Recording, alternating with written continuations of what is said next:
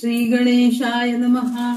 वक्रतुंड महाकाय सूर्यकोटि समप्रभ निर्विघ्नं कुरु मे देव सर्वकार्येषु सर्वदा। गुरुर्ब्रह्मा गुरुर्विष्णु गुरुर्देवो महेश्वरः गुरुः साक्षात् परब्रह्म तस्मै श्री गुरुवे नमः। सर्वमंगलमांगल्ये शिवे सर्वार्थ साधिके शरण्ये त्र्यंबके गौरी नारायणी नमोस्तुते। सृष्टौ या सर्गरूपा जगदनविधौ पालनीया च रौद्री संहारे चापि यस्या जगदिदमखिलं क्रीडनं या पराख्या पश्यन्ति मध्यमाथो तदनु भगवती वैखरी वर्णरूपा सास्मद्वाचं प्रसन्ना विधिहरिगिरिशाराधितालङ्करोतु। नारायणं नमस्कृत्यं नरं चैव नरोत्तमं देवीं सरस्वतीं व्यासं ततो जयमुदीरयेत्। ओम श्री जगदंबा माता की जय। आपले 15 अध्याय जो 6वा स्कंद होता त्यातले पूर्ण झालेले होते मागच्या भागात, आणि आज आपण 16वा अध्याय 6व्या स्कंदातला आपण सुरू करत आहोत। यापुढे आता आपण क्षत्रिय वंशासंबंधी एक आश्चर्यजनक प्राचीन कथा व्यास महर्षी राजा जन्मेजय यांना सांगताहेत, तर ती आपण आता ऐकूयात। हैहय वंशामध्ये कार्तवीर्य नावाचा एक राजा होऊन गेला। त्याला सहस्त्र हात होते म्हणून त्याला सहस्रार्जुन असे पण ओळखले जात होते। भगवान विष्णूंचा अवतार असलेले आणि भगवान दत्तात्रेयांचे शिष्य असलेले, माता भगवतीचे परम सिद्ध उपासक, दानशूर, धर्मपरायण आणि भृगुवंशीय ब्राह्मणांचे यजमान ते होते। राजाच्या राज्यात सतत यज्ञ सुरू असायचे। खूप वेगवेगळे यज्ञ करून त्यांनी आपली विपुल संपत्ती भृगुवंशीय ब्राह्मणांना दान केलेली होती। त्या दानावर ते ब्राह्मण लोक अतिशय धनवान बनलेले होते। काही वर्षानंतर घडलं असं, कार्तवीर्य राजा स्वर्गवासी झाला। त्याने आपली राज्य संपत्ती दानातच पूर्णपणे संपुष्टात आणलेली होती। त्यामुळे त्याचे जे वंशज होते ते धनहीन झाले। एकदा असे घडले की या राजाच्या वंशजाने काही कार्य करण्याचे ठरवले, पण धनाची कमतरता त्यांना पडली आणि त्यावेळी त्यांनी आपल्या राज्यातील जे कोणी ब्राह्मण होते, ज्यांना आपल्या वडिलांनी खूप दान देऊन त्याला धनवान केलेलं आहे, अशा ब्राह्मणांकडे थोड्या धनाची अशी मागणी केली।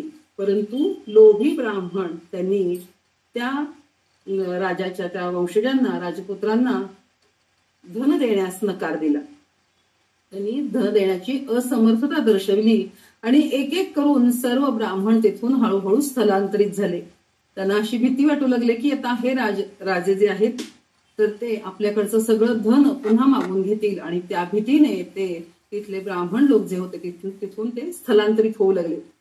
या सगळ्या गोष्टीचा क्रोध या हैहय वंशीय राजा, त्या राजकुमार जे होते त्यांना आला आणि त्यांनी ब्राह्मणांना जीवे मारण्यास सुरुवात केली। अगदी गर्भस्थ शिशूंना सुद्धा मारून टाकावे अशी नीती त्यांनी स्वीकारली। क्षत्रियांना हत्या करणे सहजच शक्य असते, त्यामुळे भीतीने व्याकुळ झालेले ते असे ब्राह्मणांना अगदी मारत सुटले। सर्व प्रकारांनी त्रास सोसलेले हे सर्व ब्राह्मण आणि त्यांच्या स्त्रिया विलाप करत करत आपला जीव वाचवत डोंगर, गुहा, कपाड्यांमध्ये लपून छपून राहू लागले।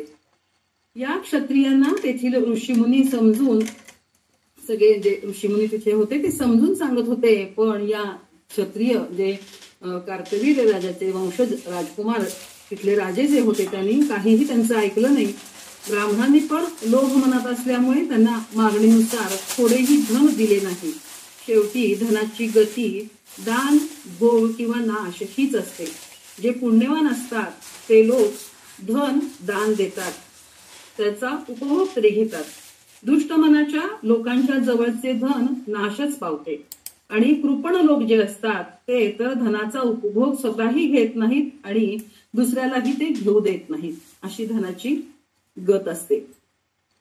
मग त्याचे धन एके दिवशी राजा जप्त करून टाकतो। कृपण जो असतो त्याचं धन शेवटी राजा जप्त करून टाकतो, अशी धनाची गती होते। त्यामुळे कधीही धनाचा साठा करू नये, त्यामुळे नाश होईल असे धन साठवूही नाही आणि लोभ करू नये। काम, क्रोध किंवा अहंकार यापेक्षा सुद्धा लोभ हा माणसाचा महान शत्रू आहे। लोभामुळेच मोठमोठी युद्धे पण झालेली आहेत, असे अनेक पौराणिक कथांमधून आपण ऐकलेलेच आहे. तशाच प्रकारचा लोभ याही कथेत आपल्याला दिसून येतो. तर या हैहय वंशातील क्षत्रिय भृगु कुलातील स्त्रियांना फार त्रास देत होते आणि भयभीत झालेल्या ह्या स्त्रिया अतिशय घाबरून निराश होऊन हिमालय पर्वतावर निघून गेल्या. तेथे त्यांनी गौरीची मृण्मयी प्रतिमा स्थापन करून उपवासी राहून उपासनेमध्ये तल्लीन होऊन आपल्या मरणाप्रती असा निश्चय केलेला होता की काहीही झालं तरी आता भगवतीची आराधना करत आपण इथले प्राण आपले जरी गेले तरी हरकत नाही, पण आता इथून आपण जायचं नाही. एके दिवशी त्या स्त्रियांना माता भगवती जगदंबा प्रगट झाली आणि त्या मातेने तिथे सांगितले की तुमच्या भक्तीने मी प्रसन्न झालेली आहे. आता माझ्या आशीर्वादाने तुमच्यापैकी एकीच्या मांडीपासून एक पुरुष उत्पन्न होईल. तो माझाच अंश असेल. तो तुमचे सर्व कार्य सिद्ध करून देईल. आणि एवढं सांगून माता अंतर्धान पावली. नंतर त्या स्त्रिया अतिशय प्रसन्नचित्त झाल्या. घाबरून त्यांनी देवीची आराधना सुरू केलेली होती, पण आता देवीचा आशीर्वाद मिळाला आणि त्यामुळे त्या सगळ्या निर्धास्त झाल्या. त्यांच्यापैकीच एका चतुर सुंदर स्त्रीने आपल्या मांडीमध्ये गर्भधारण केला. त्या स्त्रीला ज्यावेळी त्या हैहय क्षत्रियांनी पाहिले त्यावेळी ते तिला मारण्यासाठी तिचा पाठलाग करू लागले आणि ती स्त्री जीवाच्या आकांताने आपलं गर्भ सांभाळत पळू लागली. पळून पळून थकून गेली, रडू लागली आणि गर्भरक्षणासाठी मदत मागण्यासाठी विलाप करू लागली. आपल्या मातेचा करुणामय विलाप ऐकून तिच्या गर्भातील ते बालक त्यांनी तिथेच जन्म घेतला. सूर्यासारखा तेजस्वी असा तो पुत्र जेव्हा त्या पाठलाग करणाऱ्या लोकांनी बघितला त्यावेळी ते दृष्टीहीन झाले. त्या सर्वांनाच खूप त्रास होऊ लागला, पण आश्चर्य त्यांना असं वाटलं की हे कसं काय शक्य आहे. या छोट्याशा बालकाला आपण बघितलं आणि आपली दृष्टीच गेली, हे कसं काय शक्य आहे ते विचार करू लागले. आणि त्यावेळी त्यांना लक्षात आलं की त्या मुलाची आई तिच्या सतीत्वामुळे हे घडलं असावं. असा विचार करून ते त्या मुलाच्या मातेला शरण गेले आणि त्यांनी ठरवलं की आपण तिची माफी मागूयात. त्यानंतर त्या ब्राह्मण स्त्रीला सर्वांनी दोन्ही हात जोडून माफी मागितली आणि सांगितलं की आम्हाला आमची नेत्रज्योती परत द्या, अशी प्रार्थना केली. आम्ही शपथ घेऊन सांगतो की आम्ही वैरभाव ठेवणार नाही. अज्ञानवश आम्ही तुम्हाला त्रास दिला, आम्हाला क्षमा करा, असेही त्यांनी सांगितले. हे सर्व ऐकून त्या स्त्रीलाही अत्यंत आश्चर्य वाटले आणि ती सांगू लागली की मी आपल्यावर कोणताही अन्याय केलेला नाही. मी आपली नेत्रज्योती हरणही केलेली नाही, पण हा माझा पुत्र हा मात्र तुमच्यावर क्रोधित झाला असेल नक्कीच. त्यानेच तुमच्या नेत्रज्योतीचे हरण केले असेल. त्याला तुमचा संहार करायचा आहे. हा माझा पुत्र भगवती मातेच्या आशीर्वादाने जन्मलेला आहे. त्यामुळे तुम्ही माझ्या चरणाशी नम्र न होता माझा हा जो पुत्र झाला आहे त्याला शरण जा. त्या ब्राह्मणीचे हे सर्व बोल ऐकून ते क्षत्रिय त्या बालकाला त्यांनी नमस्कार केला आणि त्या बालकाची स्तुती त्यांनी केली. ती स्तुती ऐकून ते छोटंसं बालक प्रसन्न झालं आणि त्यांनी त्या सर्वांना आश्वासन दिलं की तुम्ही पूर्वीसारखेच तुमची नेत्रज्योती तुम्हाला प्राप्त होईल. काळजी करू नका, माझ्यावर विश्वास ठेवा आणि निश्चितपणे तुम्ही आपल्या आपल्या घरी जा, असं सांगितलं. आणि झालंही तसंच. ते आपापल्या घरी गेले आणि जाताना त्यांची दृष्टी त्यांना परत मिळाली आणि सगळीकडे त्या हैहय वंशीचे राजपुत्र ते राजे जे होते ते आपापल्या ठिकाणी राजवाड्यात निघून गेले आणि ती ब्राह्मणी जी होती ती पण त्या बालकाला घेऊन आपल्या आश्रमामध्ये पुन्हा परत आली आणि ती त्याचं तिथं लालन पालन करू लागली. आता राजा जन्मेजय यांना असा प्रश्न पडलेला आहे, आपल्यालाही हा प्रश्न पडला असेलच की यदु वंशातील राजांपासून यदु जन्मले, भरत वंशातील राजापासून भारत जन्मले. मग ह्या हैहय वंशातील क्षत्रियापासून कोणाची निर्मिती झाली, त्यांना हैहय का म्हटलं जातं, काय त्यांच्या वंशात हैहय नावाचा कोणी राजा होऊन गेला, असे अनेक प्रश्न राजाने त्यावेळी महर्षी व्यासमुनींना विचारले. आणि मग महर्षी व्यासमुनी कथा सांगण्यास सुरुवात करतात. प्राचीन काळी सूर्याचा पुत्र, त्याचं नाव रेवत, तो अतिशय रूपमान ते अपरिमित तेजस्वी असा होता. तो आपल्या अश्वरत्न उच्चैश्रवा घोड्यावर आरूढ होऊन भगवान विष्णूजींच्या वैकुंठ लोकात श्री विष्णूजींना नमस्कार करण्यासाठी म्हणून निघाला. त्यावेळी हा रेवंत जो होता तो वैकुंठ लोकात ज्यावेळी पोचला त्यावेळी आपला भाऊ उच्चैश्रवा म्हणजे माता लक्ष्मीचा भाऊ आहे हा ज्या वेळेला समुद्र मंथन झालं त्यावेळेला माता लक्ष्मी जशा त्या समुद्र मंथनातून प्रगट झाल्या तशाच तो उच्चैश्रवाही तिथून त्या समुद्र मंथनातून प्रगट झाल्यामुळे हे दोन सहोदर म्हणून एकमेकांचे भाऊ बहीण म्हणून इथं त्यांचा उल्लेख केलेला आहे. तर जेव्हा वैकुंठ लोकात हा सूर्याचा पुत्र रेवंत जेव्हा पोचला तेव्हा तो ज्या घोड्यावर बसून गेलेला होता तो घोडा म्हणजे आपला भाऊच आहे असं माता लक्ष्मीला एकदम लक्षात आलं आणि त्या आश्चर्यचकित होऊन त्या घोड्याकडे त्या एकटक अगदी पाहू लागल्या. कारण हे सहोदर असल्यामुळं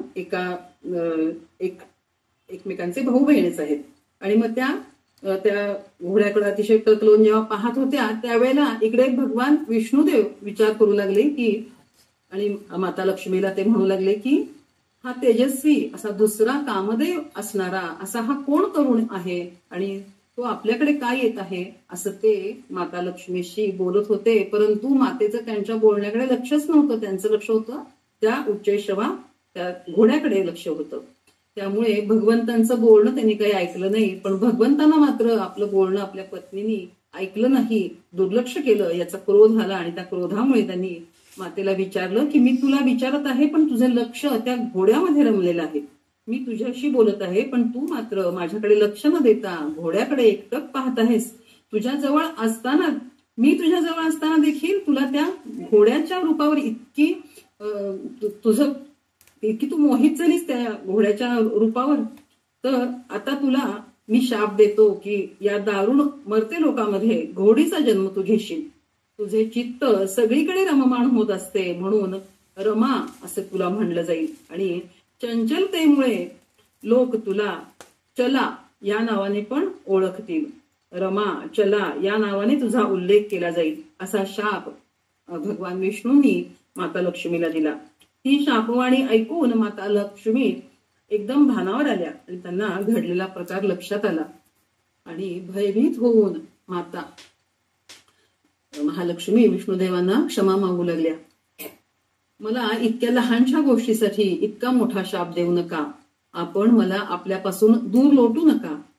तुम्ही माझ्यावर अत्यंत प्रेम करताना मग असा शाप देऊन तुम्ही मला तुमच्यापासून दूर कसे जाऊ देऊ शकता असे प्रश्न त्या विचारू लागल्या. तुमच्यापासून दूर जाऊन मी जगू शकणार नाही, माझ्यावर कृपा करा असा विलाप माता महालक्ष्मी करू लागल्या. मला उशाप द्या, मी आपणास पुन्हा केव्हा प्राप्त करू शकेन याबद्दल काहीतरी मला सांगा अशी प्रार्थनाही त्या करू लागल्या. माता महालक्ष्मींच्या अश्रुपातामुळे भगवंतांचा क्रोध थोडा शांत झाला आणि मग त्यांनी महालक्ष्मी मातेला सांगितले की हे प्रिये, ज्यावेळी पृथ्वीवर तू माझ्यासारखाच पुत्र जन्माला घालशील त्याच वेळी तू पुन्हा माझ्याकडे येशील. इकडे हा सर्व प्रकार रेवंतांनी हा दुरूनच पाहिला आणि तो सगळा प्रकार पाहून लांबूनच नमस्कार करून तो परस्पर तिथून निघूनही गेला. माता महालक्ष्मीला पण भगवंतांच्या ज्या शापामुळे घोड्याच्या रूपात पृथ्वी लोकात यावे लागले आणि उत्तर दिशेला यमुना तमसा या दोन नद्यांचा संगम जिथे आहे त्या ठिकाणी त्या तिथे घोड्याच्या रूपात अवतीर्ण झाल्या आणि तिथे येऊन त्यांनी तिथे शंकराची आराधना करण्यास सुरुवात केली. ध्यान लावून त्या शंकराची तपश्चर्या करू लागल्या. भगवान शंकरांच्या तपश्चर्येमुळे माता महालक्ष्मींच्या मनात वैराग्य उत्पन्न झाले आणि जवळपास 1000 दिव्य वर्ष मातेने तपश्चर्या करण्यामध्ये व्यतीत केले. त्यानंतर त्रिनेत्रधारी भगवान शंकर वृषभावर आरूढ होऊन आपली पत्नी पार्वती देवींना बरोबर घेऊन माता महालक्ष्मींना भेटण्यासाठी म्हणून निघाले आणि त्यांनी त्या ठिकाणी येऊन जिथे महालक्ष्मी देवी ध्यानस्थ बसलेल्या होत्या, तपश्चर्या करत होत्या, त्या ठिकाणी त्यांनी येऊन त्यांना साक्षात दर्शन दिलं. भगवान शंकराने आश्चर्याने महालक्ष्मीला असा प्रश्न विचारला की आपण विष्णूंच्या पत्नी आहात तरी पण तुम्ही माझी आराधना का करत आहात? आपले पती सर्वांना मागेल ते देतात, तर आपण मला काय मागणार? आणि मी आपल्याला काय देऊ शकणार असं म्हटल्यावर महालक्ष्मी माता भगवान शंकरांना सांगू लागतात, हरिहर हे एकच आहेत हे मी जाणते, म्हणूनच मी तुमची आराधना सुरू केलेली आहे आणि तुम्ही आता मला आशीर्वाद द्या. यावर भगवान शंकर म्हणतात की तुम्हाला हे कसे कळले, हरिहर एकच आहेत, तुम्हीच आता याबद्दल मला सांगा. मग महालक्ष्मी माता सांगू लागतात, एकदा भगवान विष्णू एकांतात पद्मासनात ध्यान लावून तपश्चर्या करत होते. त्यावेळी मी त्यांना विचारले की आपण सर्वश्रेष्ठ असताना आपण कोणाचे ध्यान करता. त्यावेळी भगवंतांनी स्वतः मला सांगितले की मी देवादिदेव भगवान शंकराचे ध्यान करतो. शंकर पण माझे ध्यान करतात. जे कोणी आमच्यामध्ये भेद करतात, भेद मानतात, ते नक्कीच नरकात पडतील असेही त्यांनी त्यावेळेला मला सांगितलेले होते. आमच्या दोघांमध्ये काहीही अंतर नाही. आमचे दोघांचे एकमेकावर अतिशय प्रेम आहे आणि आमच्या दोघांच्याही मनात एकमेकांबद्दल अतिशय आदर आहे असेही त्यांनी मला त्यावेळेला सांगितलेले होते, असे महालक्ष्मी माता भगवान शंकरांना सांगतात. आणि यामुळेच मी काय करावे जेणेकरून मला माझ्या पतीचे सान्निध्य पुन्हा प्राप्त होईल असा काहीतरी उपाय आपणच आता मला सांगा, अशी प्रार्थना मी तुम्हाला करत आहे. महालक्ष्मी मातेचे हे सर्व बोलणे ऐकून भगवान शंकर माता लक्ष्मी देवींना सांगतात, आपण धैर्य धारण करा. माझ्या प्रेरणेने भगवान आपल्या जवळ नक्कीच घोड्याच्या रूपात येतील आणि एका सुंदर बालकाला आपण जन्म द्याल. तो बालक एकवीर या नावाने प्रसिद्ध होईल आणि हय वंशाचा तो विस्तार करेल असा आशीर्वाद ते देतात. आणि माता भगवती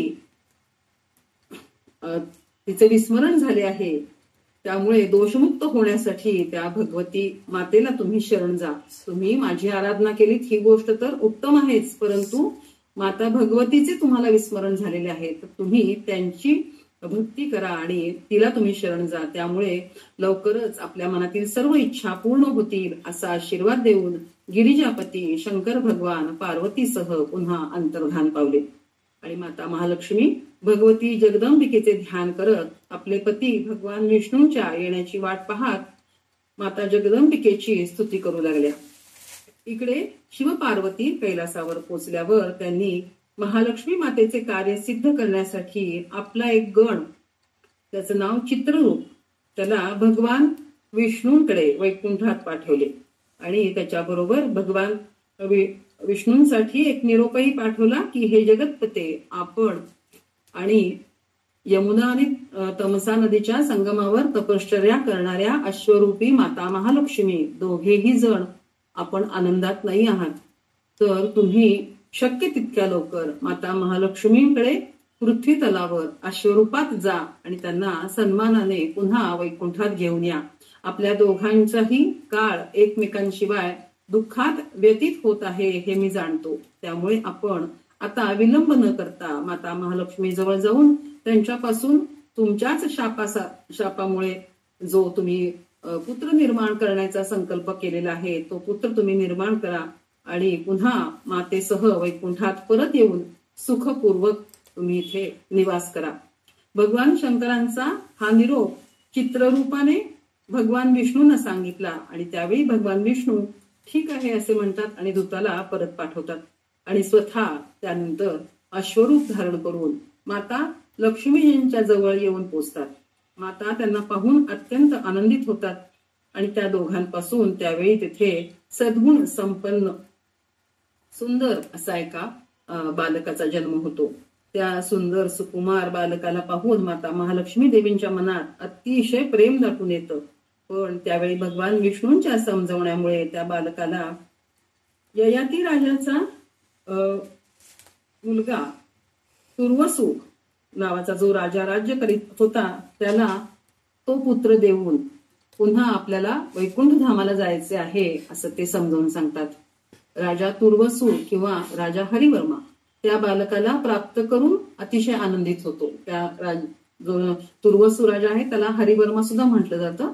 तर ते त्या बालकाला प्राप्त करून घेऊन अतिशय आनंदित होतात. तो राजा अतिशय आनंदित होतो आणि त्या बालकाला आपल्या राणीच्या स्वाधीन करून मुलाच्या आगमनाचा राज्यामध्ये अतिशय जन्मोत्सव असा मोठ्या प्रमाणात साजरा केला जातो. त्या बालकाचे नाव एकवीर असे ठेवले जाते. इंद्रदेवांसारखा पराक्रमी राजा हरिवर्मा विष्णुरूप एकवीर पुत्राच्या प्राप्तीने पितृऋणातून मुक्त होतो आणि सर्वजण आनंदाने राहू लागतात. यथायोग्य वेळ आल्यानंतर आपल्या सर्व गुण संपन्न एकवीर राजपुत्राकडे सर्व राज्यकारभार सोपवून आपल्या पत्नीसह राजा हरिवर्मा वानप्रस्थ आश्रमात प्रवेश करतो आणि माता पार्वती देवींची आराधना करत इंद्रलोकात तो स्थान मिळवतो. दिवस जात असतात. एके दिवशी राजा एकवीर शिकारीसाठी जंगलात जातो. तिथे त्याला एका तलावाच्या काठी एक तरुणी रडत बसलेली दिसते आणि तिला तो तिची ओळख, तिच्या रडण्याचे कारण विचारतो. तिला दुःखातून बाहेर काढण्याचे वचनही देतो. हे सर्व ऐकून त्या तरुणीला धीर येतो आणि मग ती तरुणी त्या राजकुमाराला, एकवीर राजकुमार जो आहे त्याला आपल्या रडण्याचं कारण सांगू लागते. ती सांगू लागते, हे राजा, आपल्या राज्यापासून जवळच एक दुसरं राज्य आहे. तिथे रैभ्य नावाचा राजा राज्य करत आहे. त्याची पत्नी रुक्मरेखा, ती अतिशय रूपवती पतिव्रता अशी आहे, पण त्यांना संतान नाहीये. त्यासाठी ते दोघेही दुःखी होते. पण मग नंतर त्यांनी पुत्रप्राप्तीसाठी एक यज्ञ केला, पण त्यांना त्या यज्ञाचे फल म्हणून एक कन्या प्राप्त झाली. अतिशय सुंदर, रूपवान, मनमोहक अशा त्या कन्यारत्न प्राप्तीमुळे राजा आणि राणी अत्यंत हर्षित झाले आणि त्यांनी त्या कन्येचे नाव एकावली असे ठेवले. ती एकावली माझी मैत्रीण आहे. मी रैभ्य राजाच्या मंत्र्यांची मुलगी आहे. यशोवती माझं नाव. माझी मैत्रीण एकावली, तिला कमळांची खूप आवड होती, म्हणून ती नेहमी जलाशयाच्या ठिकाणी जाऊन कमळांना बघत बसत असे. आणि मग ही गोष्ट जेव्हा राजाच्या लक्षात आली त्यावेळेस त्यांनी खूप मोठे मोठे जलाशय निर्माण केले आणि त्या जलाशयामध्ये आपल्या राजपुत्रीच्या आवडीसाठी वेगवेगळ्या प्रकारची कमळं त्याच्यामध्ये त्यांनी लावली आणि त्या राजवाड्याच्या उद्यानांमध्येच हे सगळे जलाशय त्यांनी निर्माण केले आणि वेगवेगळी रंगीत रंगीत कमळ त्यांनी तिथे त्या जलाशयात निर्माण केली. आणि म्हणजे जेणेकरून आपली राजकन्या जी आहे ही या आपल्या राजवाड्याच्या बाहेर पडू नये, तिला कुठल्या तिच्यावर संकट येऊ नये असा त्यांचा विचार होता. आणि मग त्याप्रमाणे ती आणि आम्ही दोघी कमळ बघत खूप तिथं छान आमचा वेळ जायचा. एकदा काय झालं, ती अशीच कमळ बघत असताना तिने काय केलं की सैनिकांना बरोबर घेतलं आणि मला पण बरोबर घेतलं आणि ती अजून दुसऱ्या ठिकाणची जलाशय आपण बघू आणि तिथली कमळ बघू असं म्हणून राज्याच्या बाहेर आम्ही पडलो. त्यावेळी आम्ही सर्व सख्या राजकन्येसह सैनिकांच्या सुरक्षेमध्ये जलाशयाच्या किनाऱ्यावर असे आम्ही बसलेलो होतो. आणि त्यावेळीस तिथे कालकेतू नावाचा एक दानव इकडे आला आणि त्या कालकेतू दानवाने एकावलीला बघितले. एकावलीला बघितल्यानंतर तो तिला पळवून नेण्यासाठी म्हणून पुढे आला, परंतु सैनिकांशी युद्ध त्यांनी केलं, परंतु आमच्या सैनिकांचा पूर्ण तिथे पराभव झाला आणि मला आणि एकावलीला घेऊन तो कालकेतू जो आहे त्याच्या महारात घेऊन गेला. त्यानंतर त्याने त्या राजकन्येला माझ्याशी लग्न कर, तुला मी सुखात ठेवेन, तुझा दास होऊन राहीन असे सांगून लग्नासाठी ते तयार व्हायला सांगितले.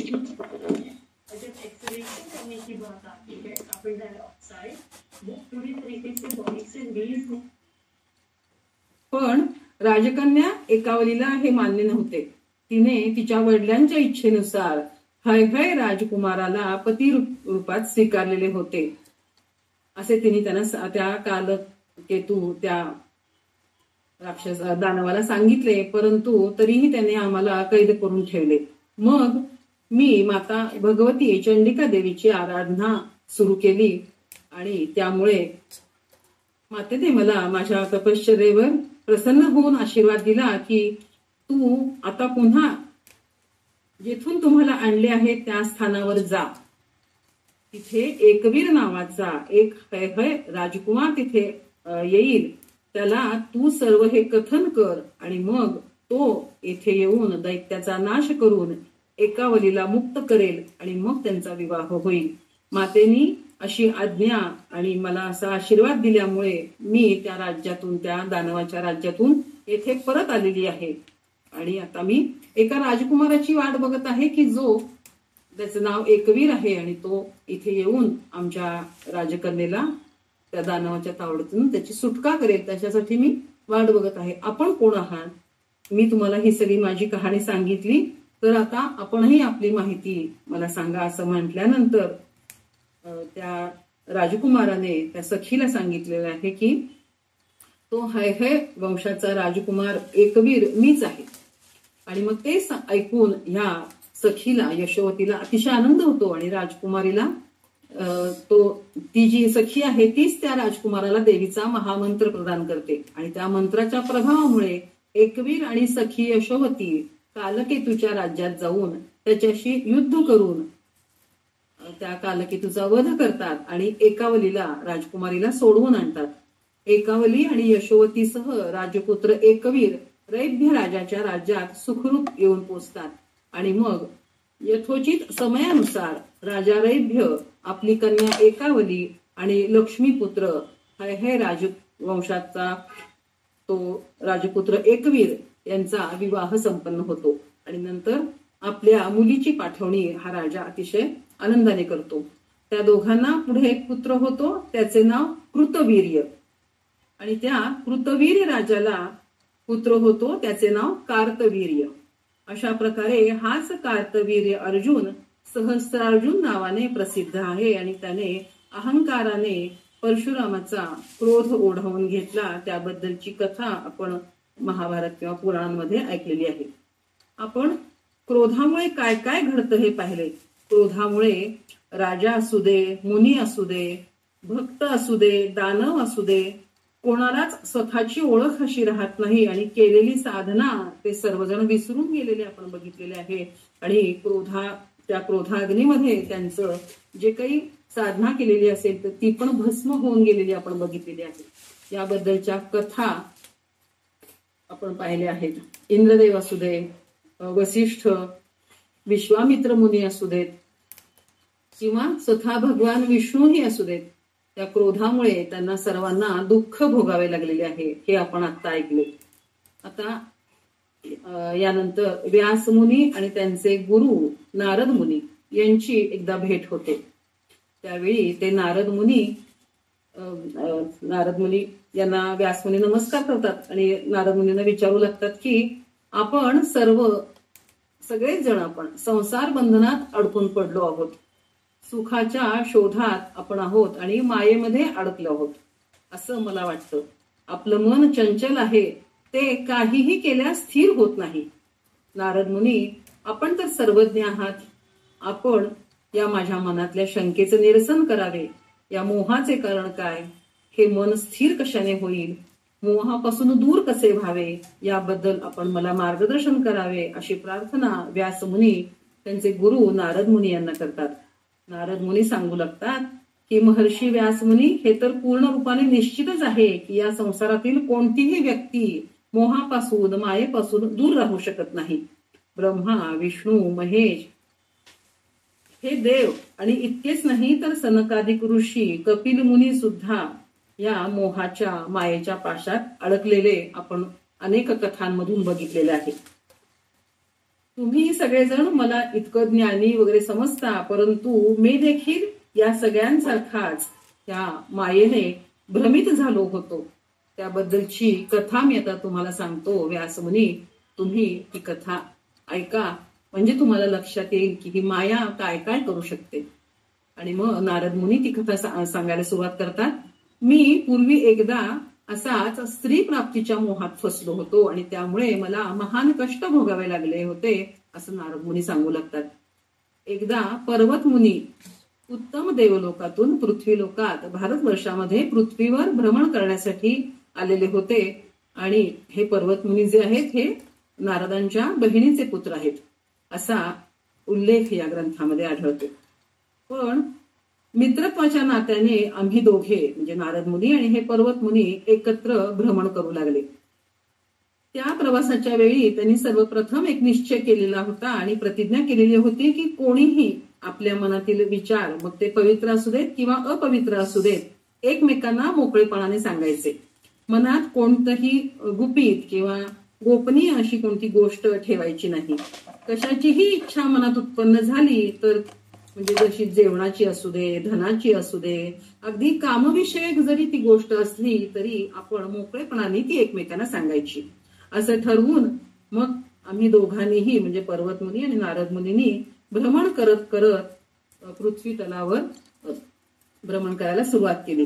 पावसाळा सुरू होण्याच्या सुमारास राजा संजय त्याच्या अतिशय सुरम्य अशा राज्यामध्ये आम्ही येऊन पोचलो.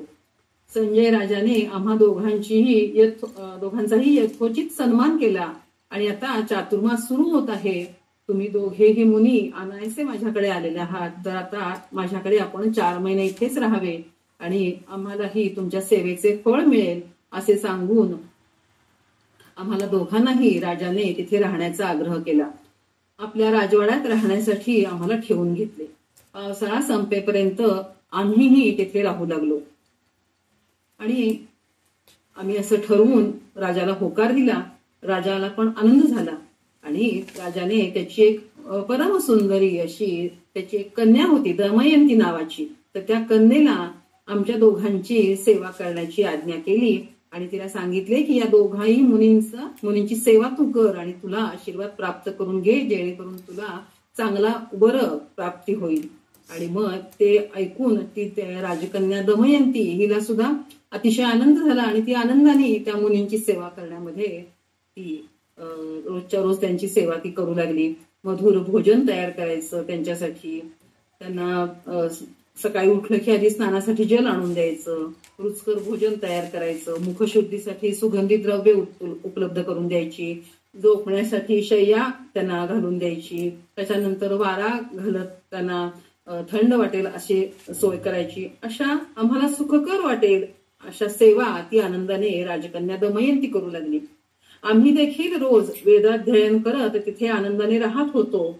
मी पण माझी वीणा हातात घेऊन कधी कधी सामगायन करत होतो आणि ते मनोहर सामगायन ऐकून त्या राजकुमारी दमयंतीला माझ्याबद्दल हळूहळू प्रीती वाटू लागली आणि ती प्रीती त्या दमयंतीचं माझ्याबद्दलचं प्रेम वाढवू लागली आणि हळूहळू आमच्या दोघांमध्ये म्हणजे मी आणि पर्वत मुनी या दोघांच्या सेवेमध्ये ती भेदभावही करायला लागली.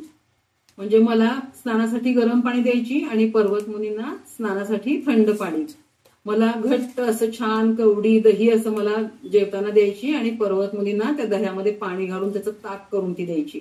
असं ती आमच्या दोघांना भेदभाव करत आमची सेवा करू लागली.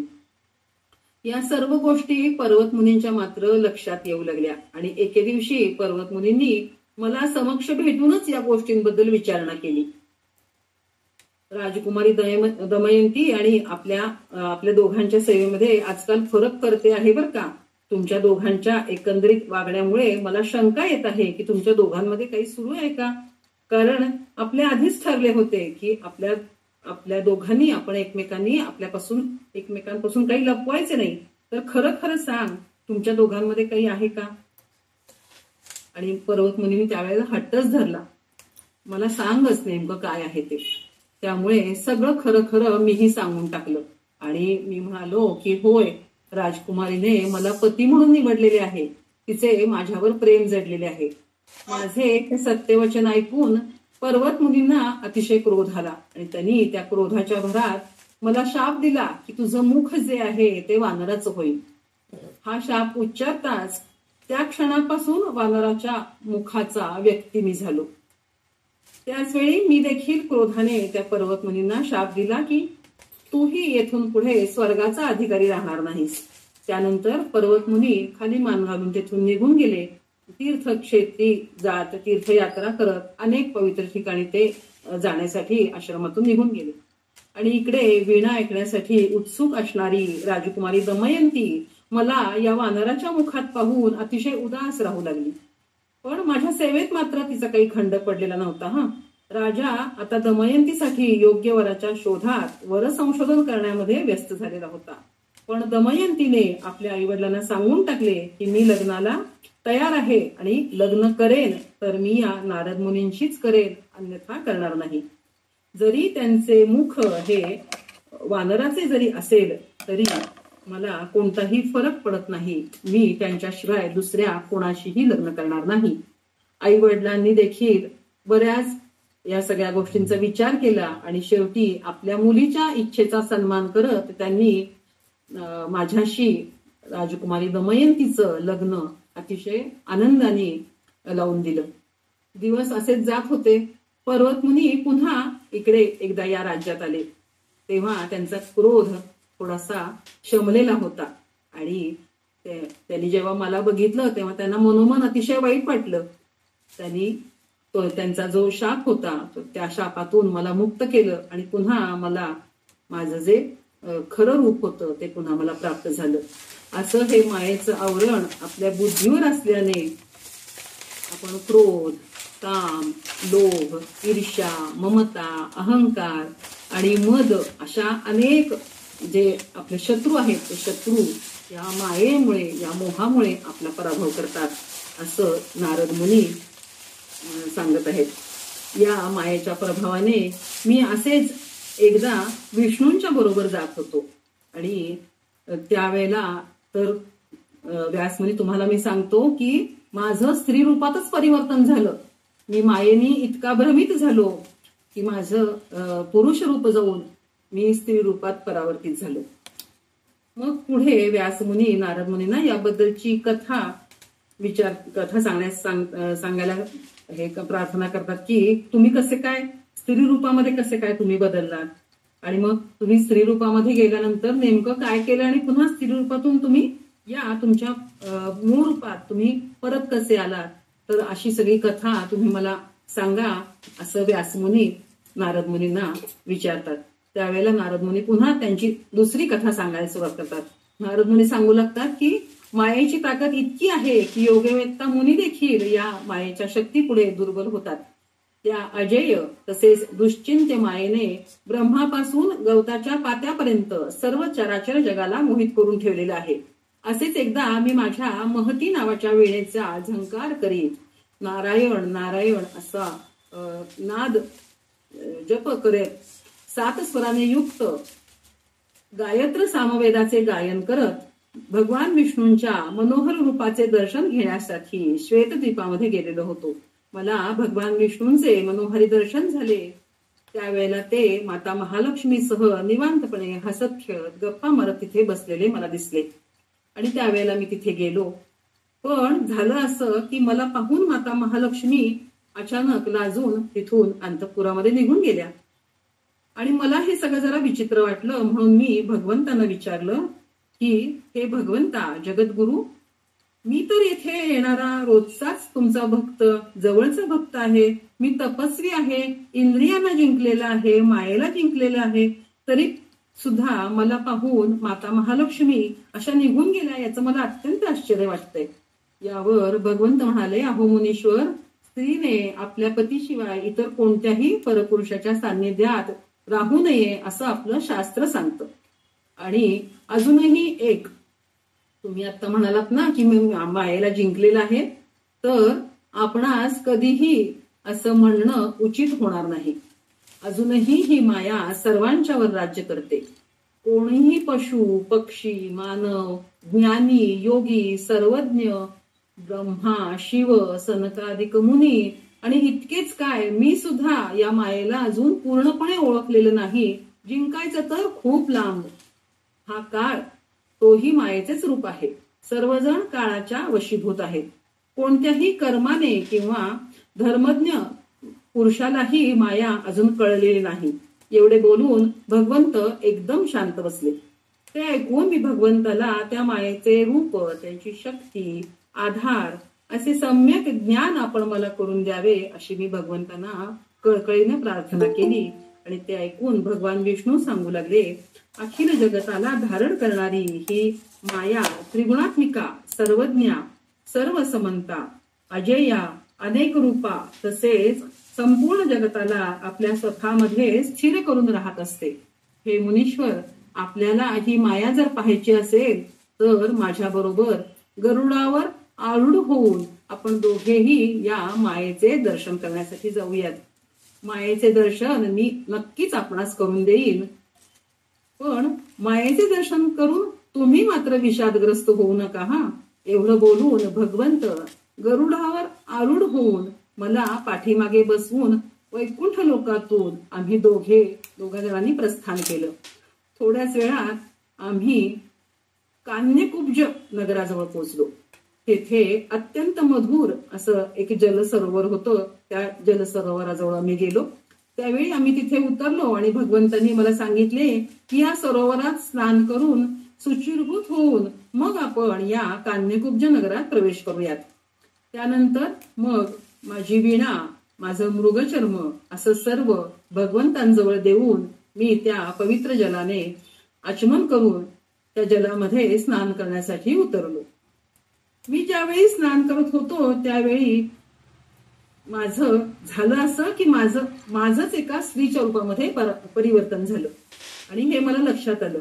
आणि त्यावेळेला मी असं पाहिलं की भगवंत माझी वीणा, माझं मृगचर्म घेऊन गरुडावर आरूढ होऊन आपल्या धामी ते निघून गेलेले आहेत असं मला दिसलं. आणि त्यानंतर मी एका सुंदर नवतरुणीमध्ये रूपांतरित झालो. माझी वीणा, माझं नाव, माझे भगवंत जे माझे स्वामी आहेत या सर्वांबद्दल मी विसरून गेलो. विस्मृती झाली मला. मोहिनी रूप धारण करून मी जलाशयाच्या बाहेर आलो. आता इथून पुढे नारद मुनी स्वतःला स्त्री रूपामध्ये सांगतायत. मोहिनी रूप धारण करून मी जलाशयाच्या बाहेर आले. त्याच वेळी तिथे राजा तालध्वज, अतिशय सुंदर तरुण, साक्षात कामदेवाचे स्वरूप असा तो राजा रथावर आरूढ होऊन तिथे आला. आणि अतिशय रूपवान असलेला त्यांनी मला माझं नाव, गाव, ओळख विचारली आणि मला काहीच आठवत नव्हतं म्हणून मला काही आठवत नाहीये या दुःखाने मी अतिशय रडू लागले. राजा तालध्वजाने मला आदराने घरी नेले आणि माझ्याशी शांतपणे जेव्हा संवाद साधायचा प्रयत्न केला तेव्हा त्याला लक्षात आलं की मला काही आठवत नाहीये. आणि मग त्यांनी मला विचारलं की माझ्याशी लग्न करशील का. आणि मग मीही त्या भ्रमामध्येच असल्यामुळे मीही त्या राजाला सांगितलं, तालध्वज राजाला, की ठीक आहे आपण दोघं लग्न करू. आणि मग राजाने माझ्याशी थाटामाटात माझ्याशी लग्न केलं आणि मला नाव नवीन दिलं. माझं नावच मला लक्षात नव्हतं ना, तर मला नवीन नाव दिलं. सौभाग्य सुंदरी हे नाव मला त्यांनी दिलं. नवीन राजमहाल, नवीन लोक, राजाचं अत्यंतिक प्रेम या सर्वांनी मी मोहरून गेले. जवळजवळ 12 वर्ष गेले पण त्या सुखविलासात मी रममाण झालेले अशी होते. आणि आम्ही दोघंही त्या स्वर्ग सुखाचा अनुभव घेत होतो. यथावकाश मी पुत्राला पण जन्म दिला. राजाला अत्यंत आनंद झाला. आमच्या मुलाचे नामकरणही झाले. वीरवर्मा असे नामकरण झाले. दिवस जात होते. वीरवर्मा मोठा होत होता. दिवस आनंदात जात होते. यथोचित समयानुसार मी दुसऱ्या मुलाला जन्म दिला. त्याचेही नामकरण झाले. त्याचे सुधन्वा नाम ठेवले.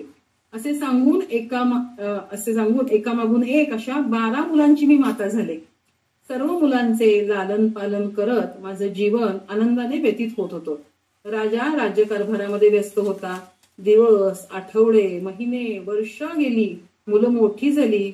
आम्ही मोठ्या आनंदाने थाटामाटात त्या मुलांचीही लग्न लावून दिली. त्याच्यानंतर त्या मुलांची लग्न लावून दिल्यानंतर मला सुना मिळाल्या. त्याच्यानंतर वंशवृद्धी झाली. नातवंड घरामध्ये आली. घराचं गोकुळ झालं. मी आता नातवंड सांभाळत माझं जीवन आनंदाने व्यतीत करू लागले. कधी आनंद, कधी दुःख, कधी मुलांची नातवंडांची आजारपणं, असं सुख दुःखाच्या झुल्यात मी झुलत होते. कधी एकमेकांच्या कलहामुळे क्रोधित होत असे. अशा प्रकारे सुख, दुःख, भय, क्रोध, मिथ्या व्यवहारात या मोहमायेत मी अगदी निमग्न होऊन गेले. पूर्वीचे माझे ज्ञान, शास्त्रज्ञान सर्वच मला विस्मृती झालेली होती आणि स्त्रीभावात घरकाम करण्यामध्ये मी व्यस्त होते. माझे महान पराक्रमी प्रेमळ पतिदेव, महान पराक्रमी मुलं, उच्च कुळातील माझ्या सुना, माझी नातवंड या सर्वांमध्ये मी स्वतःला अतिशय धन्य समजत होते. मायेने मोहित मी सुखात होते. भगवंताने मला मायेने मोहित केलं आहे असं माझ्या मनात सुद्धा आलं नाही.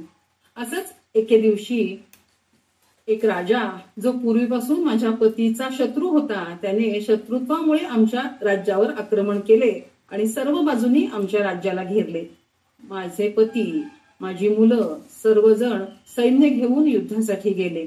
दुर्दैवाने त्या युद्धात माझी सर्व मुलं नातवंड मारली गेली आणि युद्धस्थळावरून राजा तालध्वज जो माझा पती आहे तो निराश होऊन राजमहालामध्ये परत आला आणि त्यांनी मला सांगितले की आपली मुलं नातवंड हे सगळेजण युद्धामध्ये धारातीर्थी पडलेले आहेत आणि मी एकटाच फक्त वाचलेलो आहे आणि मी तुझ्याजवळ परत आलेलो आहे. आणि त्यावेळी मात्र मला खूप दुःख झालं. माझी मुलं माझे नातवंड सगळेच युद्धभूमीवर मृत्युमुखी पडलेले आहेत. या गोष्टीचं मला अतिशय वाईट वाटलं आणि मी धावत पळत युद्धभूमीवर जाऊन त्या माझ्या मुलांचं शव बघत मी शोकसागरामध्ये बुडून गेले. त्याच वेळी घडलं असं त्या युद्धभूमीवर एक वृद्ध ब्राह्मण म्हणजेच भगवान विष्णू त्या ब्राह्मणाचं रूप घेऊन तिथे अवतरले आणि त्यांनी दुःखातून बाहेर येऊन मला आणि राजाला तिथल्या सरोवरामध्ये स्नान करून आपण आपल्या मुलांचं नातवंडांचं तीर्थतर्पण करा असं सांगितलं आणि दुःखातून बाजूला होऊन त्यांचं अर्धदैहिक कर्मही करा असं सांगितलं. ब्राह्मणाने आम्हाला समजवल्यामुळे मी आणि राजा सरोवरामध्ये स्नान करण्यासाठी निघालो. मी राजा त्या ब्राह्मणांसह सरोवराजवळ आलो. दुःख बाजूला सारून स्नान करण्याच्या प्रेरणेने त्या जलाशयामध्ये आम्ही पती पत्नीने प्रवेश केला आणि त्या तीर्थात डुबकी मारल्यानंतर मात्र मी त्या क्षणी पुन्हा माझ्या मूळ रूपात प्रगट झालो आणि पाहिलं तर तटावर भगवान महाविष्णू माझी वीणा हातामध्ये घेऊन सरोवराच्या तटावर उभे होते. त्यांचे मनोहर दर्शन झाल्यामुळे मला माझ्या सर्व पूर्व आयुष्याचे ज्ञान झाले आणि मी नारद मुनी आहे आणि या मोहमायामध्ये मी स्त्री वेशात या तालध्वज राजाची राणी झालो होतो हे सर्व माझ्या लक्षात आलं. या सर्व विचारात असतानाच मला भगवंत बोलवत होते आणि ते म्हणत होते की अहो मुनीश्वर इकडे या, तिकडे काय करताय, की घ्या तुमची वीणा. आणि गालातल्या गालात ते हसतही होते. इकडे तालध्वज राजा आपल्या पत्नीला सरोवरामध्ये शोधू लागला. त्याला प्रश्न पडला की माझी पत्नी गेली कुठं, सरोवरामध्ये डुबकी मारून गेली तर ती काय बुडून गेली का तिला मगरीने खाल्लं, नेमकं काय झालं असं या विचारामध्ये राजा अतिशय दुःखित झाला आणि त्याचा विलाप पाहून भगवान विष्णूंनी राजाचे स्वतः सांत्वन केले आणि राजाला सांगितले की हे राजा तू विलाप करू नकोस, या सरोवराजवळच तुला तुझी पत्नी प्राप्त झालेली होती ना आणि आता दैवयोगाने तुला या सरोवराजवळच तुझ्या पत्नीचा वियोगही झालेला आहे, त्यामुळे आता शोक करू नकोस. हा काळ जो आहे अतिशय बलवान आहे, या काळाच्या पुढे कोणीच जाऊ शकत नाही. आता तू तुझ्या राज्यात परत जा, तुझं मन स्थिर कर, जे कोणी तुझे उत्तराधिकारी असतील त्यांना हे राज्य तुझं तू सुपूर्त कर आणि तुझं चित्त शांत करून वनात जाऊन तू तपश्चर्या कर, आत्मकल्याण करून घे. पत्नी वियोगाचे दुःख त्याग करून तू आता घरी जा. हे सर्व विश्व भगवती मायेच्या मोहाने मोहित झालेले आहे. राजा दुःखी मनाने आपल्या राज्यात परत गेला आणि भगवान विष्णू मात्र मंद मंद स्मित करत होते. त्यावेळी मी त्यांना सांगितले, हे देवा तुम्ही मला भ्रमित केले, स्त्री शरीर मला प्राप्त झाले, ते सर्व मला आठवत आहे. माझे जीवन मोहित झाले होते, त्या मायेची महान शक्ती आता मला कळलेली आहे. आणि मग भगवान विष्णू म्हणू लागले, हे मुनीश्वर, हा सर्व खेळ जो आहे हा त्या मायेचा महामायेचा आहे. त्या मायेच्या प्रभावानेच आपल्या शरीरात अनेक प्रकारच्या अवस्था आपल्याला प्राप्त होतात, जसे जागृती, स्वप्न, सुषुप्ती, तुरीय, अशा अनेक अवस्था आपल्याला प्राप्त होतात. कधी दुसरं शरीर प्राप्त होतं. स्वप्नातले सुख दुःख पण आपल्याला मोहित करतात. राजा झाल्याचे स्वप्न पडलं तर आपलं मन आनंदित होतं आणि अपघात झाल्याचं स्वप्न जर आपल्याला पडलं तर आपण घाबरून जातो. हे सर्व घडतं ते त्या मायेच्या प्रभावानेच. त्यामुळे या मायेने रचलेल्या सारहीन, सीमारहित, परमदुर्घट अशा संसाराचा आपण कधीच मोह करू नये. आपण सर्वजणांनी याचा अनुभव घेतलेलाच आहे. या संदर्भात नारद मुनी आपले पिता ब्रह्माजींना विचारणा करतात. त्यावेळी ब्रह्माजी पण हेच सांगतात की सर्व देवता, मुनी, महात्मा, तपस्वी, ज्ञानी किंवा कठोर तपश्चर्या करणारे, वायू सेवन करणारे असे जे कोणीही असतील त्यांना ही माया जिंकणं अतिशय कठीण आहे. मी देखील सम्यक ज्ञान या मायेबद्दल प्राप्त करू शकलो नाही. ही माया सर्वांसाठी अतिशय दुर्ज्ञेय आहे. अपरिमित बलवान अशी ही माया आहे. त्यांच्याबद्दल आश्चर्य वाटून घेऊ नका असा सर्व वृत्तांत नारद मुनींनी व्यास मुनींना समजावून सांगितला. आणि शुभाशुभ कर्माचे फळ सर्वांनाच भोगावे लागते. त्यामुळेच तर कौरव पांडवांच्या महायुद्धाचे वगैरे असे कोणतेही दुःख मोह या सर्वांचा त्याग करून तुम्ही येथे आता आनंदात राहा असं सांगून नारद मुनी व्यास मुनींना आशीर्वाद देऊन तिथून निघून गेले. त्यानंतर आता व्यास मुनी राजा जनमेजय यांना सांगू लागतात की हे राजा, नारद मुनी निघून गेल्यानंतर मी अनेक आख्यानं उपाख्यानं वैदिक प्रमाणांनी युक्त सर्वांची शंका दूर होईल असे उत्तम श्रीमद देवी भागवत पुराणाची रचना केली. ही माया एखाद्या कठपुतलीप्रमाणे आपल्याला नाचवत असते. त्रिगुणांनी बनलेले देव, दानव आणि मानव सर्वजण या मायेने व्याप्त आहेत. संपूर्ण जगच मायेचे वशवर्ती आहे. तीच आपल्याला खेळ खेळवत असते आणि आपण सुख दुःख आनंद प्रेम विरह वियोग अशा निरनिराळे नावं देऊन ते सगळं उपभोगत असतो. त्यामुळे हे राजा विशिष्ट माया स्वरूप प्रज्ञामयी परमेश्वरी मायेची अधिष्ठात्री सच्चिदानंद रूपिणी भगवती माता जगदंबिकेचे ध्यान पूजन वंदन आणि जप आपण सतत करावा. त्यामुळे माता आपल्यावर दया करते आणि आपल्याला मुक्त करते आणि तिच्या मायेपासून तीच आपल्याला मुक्त करते. हे सर्व जगत मायारूप आहे आणि ही माया त्या जगताची मुख्य नायिका आहे. म्हणूनच त्रैलोक्य सुंदरी भगवती मातेला भुवनेशी या नावाने पण संबोधतात. जर आपण आपले चित्त सदैव या मातेच्या चरणी एकाग्र केले तर आपल्यावर तिचा प्रभाव कधीच पडणार नाही. म्हणून हे राजन, सच्चिदानंद रूपिणी भगवती माता सोडून अन्य कोणीही या मायेच्या प्रभावाला दूर करू शकणार नाही. एक अंधार दुसऱ्या अंधाराला दूर करू शकणार नाही, परंतु सूर्य, चंद्र, अग्नी, वीज हे अंधार दूर करू शकतात.